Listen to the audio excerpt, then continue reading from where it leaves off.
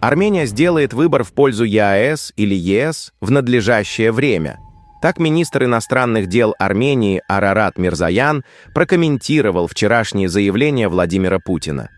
«Мы всегда говорили, когда настанет время и когда мы поймем, что Армения должна сделать выбор между ЕАЭС и ЕС, этот выбор будет сделан. Ничего нового в этом нет», — сказал Мирзоян. Министр назвал общеизвестным фактом то, что народ Армении имеет европейские устремления, но вместе с тем подчеркнул, что страна на данный момент находится в ЕАЭС, и никто не заявлял о выходе из этого объединения. На этом фоне Москва заявила, что ожидает от Еревана разъяснений в связи с тем, что на саммите Армения-ЕС была предоставлена площадка для антироссийских высказываний Владимира Зеленского. Об этом сообщил пресс-секретарь президента Российской Федерации Дмитрий Песков. По его словам, проведение саммита Армения-ЕС само по себе является нормальным и суверенным правом Армении, однако предоставление трибуны для антироссийских, по его выражению, русофобских заявлений Москва считает ненормальным и несоответствующим духу российско-армянских отношений.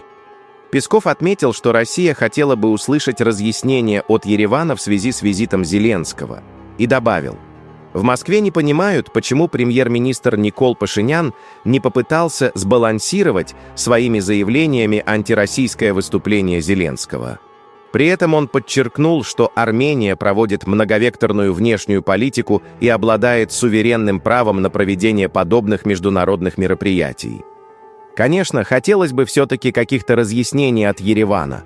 Вот это ненормально и не вяжется с духом наших отношений, заявил Песков, отвечая на вопросы российских журналистов о визите Зеленского. Ненормально, однако, это вооружать страну, которая воюет с твоим союзником. Ненормально за долг в $98 миллионов отбирать у союзника стратегические объекты стоимостью в миллиарды долларов. Ненормально направлять, финансировать и информационно обслуживать засланцев с целью организации государственного переворота в союзнической стране. Ненормально вмешиваться в выборы союзного государства. Вот это действительно ненормально. При этом визит Владимира Зеленского в Армению не был двусторонним, хотя и в этом не было бы ничего предосудительного. Он прошел в рамках саммита Европейского политического сообщества в Армении, в котором приняли участие десятки лидеров других стран. Более того, визит Зеленского в Армению состоялся уже после его визита в Азербайджан, визита на который в Москве предпочли вообще никак не реагировать. И в этом также не было усмотрено ничего ненормального. Какие еще разъяснения от Еревана могут быть нужны и возможны в этой ситуации? Пока в Армении некоторые с тревогой ожидают, как Москва отреагирует на последние события вокруг республики, сама Армения продолжает выстраивать диверсифицированную внешнюю политику, осмысленную, предсказуемую и понятную всем международным партнерам. На этом фоне особенно показательно прозвучало обсуждение на российском телевидении, где в эфире одной из программ среди возможных целей для ударов в случае срыва мероприятий ко Дню Победы в Москве было упомянуто и посольство Армении в Киеве. В ходе обсуждения ведущие перечисляли дипломатические и государственные объекты, по которым, по их словам, Россия могла бы нанести удары в ответ на возможные действия Украины 9 мая. На это Владимир Погосян, бывший помощник начальника Генерального штаба Вооруженных сил Армении, справедливо заявил: «Когда вы говорите о посольстве Армении в Украине, не забывайте и о своем посольстве в Армении». Как автор канала, я не сомневаюсь, что эти террористы нанесли бы целенаправленный удар по зданию посольства Армении в Киеве, если бы поступил такой приказ.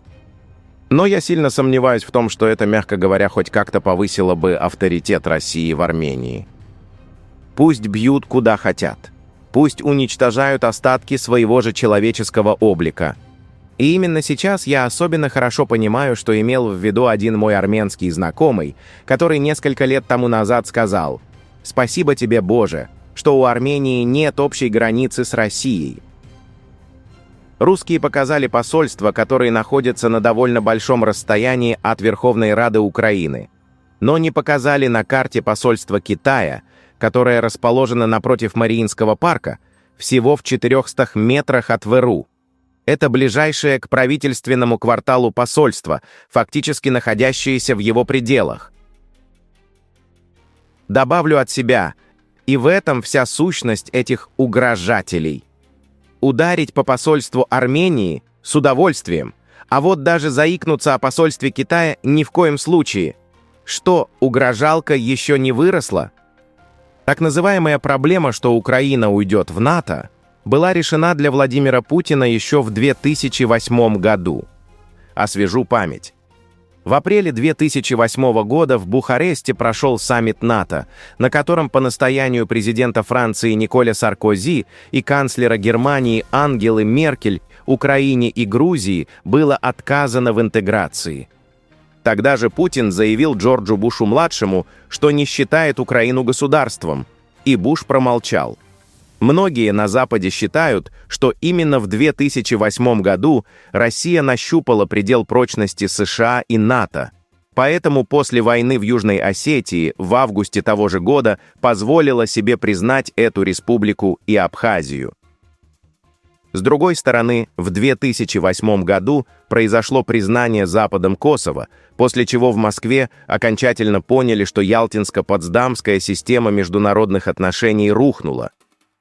Так вот, уже 18 лет назад стало ясно, что Украину не примут в НАТО, и с тех пор вся энергия Москвы была направлена не против Альянса, а на подрыв интеграции Киева в Европейский Союз.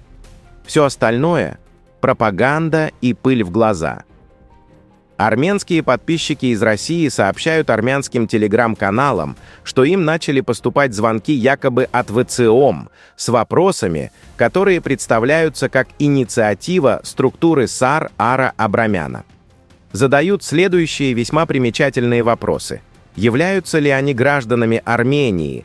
Довольны ли премьер-министром и правительством страны? За какую партию проголосовали бы, если бы выборы в Армении состоялись в ближайшее воскресенье?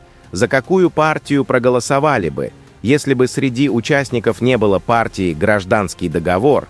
Собираются ли они прилететь в Армению для участия в выборах? Ощущают ли к себе негативное отношение со стороны русских и как они относятся к президенту России Владимиру Путину? Отдельно подчеркнем, ВЦИОМ – это полностью государственная структура изучения общественного мнения, которая по закону не имеет права обладать отфильтрованным списком номеров людей с армянскими фамилиями. А именно по такому принципу, судя по всему, и осуществляются эти звонки, что уже попахивает откровенным нацизмом. Иными словами, российские операторы связи по указанию спецслужб отфильтровали и передали эти данные ВЦИОМу. Отдельного и предельно серьезного рассмотрения со стороны властей Армении требуют следующие факты. Невыполнение договоренностей по ОДКБ в 2022 году, когда Армения официально запрашивала помощь России из-за нападения Азербайджана на суверенную территорию Армении. Отказ от передачи оружия, которое Армения закупила у России на сумму около $400 миллионов. Фактическое бездействие миротворцев, которые молча наблюдали за тем, как армяне в рамках их миротворческой миссии были раздавлены и вынуждены покинуть свои дома.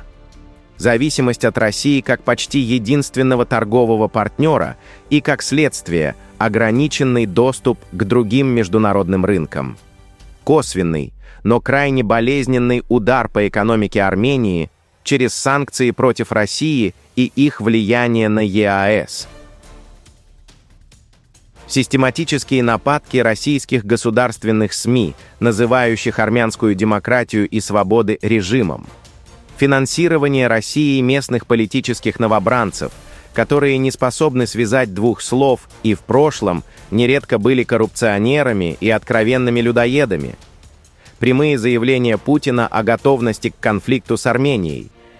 Случаи, когда граждане Российской Федерации приезжают в Армению, убивают местных жителей и беспрепятственно уезжают обратно, при этом Россия отказывается выдавать этих преступников. На этом фоне особенно жалко выглядят ереванские рабы, разгоняющие истерику в стиле «Ой, Что же мы будем делать, если великий Путин выгонит нас из ЕАЭС? Для начала скажем Путину спасибо за очередную демонстрацию реальной цены так называемого «союза» с Россией. А дальше будем спокойно жить, жила же как-то Армения без таможенного союза и проживет без него в будущем. В мире около 200 государств, и лишь 6 из них состоят в ЕАЭС. Остальные 194 как-то справляются, не правда ли? Не надо пугать ежа голой задницей.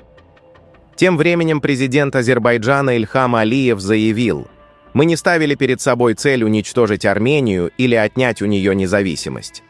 При этом он отметил, что даже сегодня так называемые европейские наблюдатели якобы стоят на страже Азербайджано-армянской границы и ведут себя так, будто защищают Армению от Азербайджана, хотя, по его словам, в этом нет никакой необходимости, поскольку Баку уже добился всего, чего хотел.